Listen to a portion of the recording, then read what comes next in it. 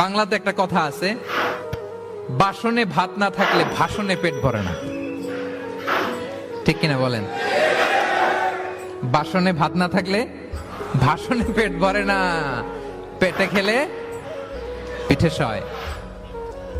এজন্য আপ্যায়ন করানো, খাওয়ানো, এটা এমন একটা টেকনিক, আপনি কাউকে আপ্যায়ন করালে মুহূর্তেই তার মনটা, হৃদয়টা আপনার দিকে ঝুঁকে যাবে। সুবহানাল্লাহ পড়েন।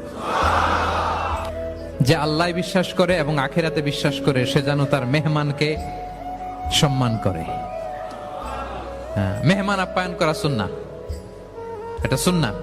সে যেন মেহমানকে আপ্যায়ন করে, সম্মান করে। অনেকে মেহমান আসলে অখুশি হয়, বাসায় মেহমান আসছে, হায় রে কত ঝামেলা, আমাদের রিজিক নিয়ে টানাটানি। সে ভাবে যে তার রিজিকে ভাগ বসাতে মেহমান আসছে। আসলে না, মেহমান আল্লাহর পক্ষ থেকে মেহমানের রিজিক নিয়েই আপনার কাছে আসছে। সে আসার ফলে আপনাদের রিজিকে বরকত হয়ে গিয়েছে।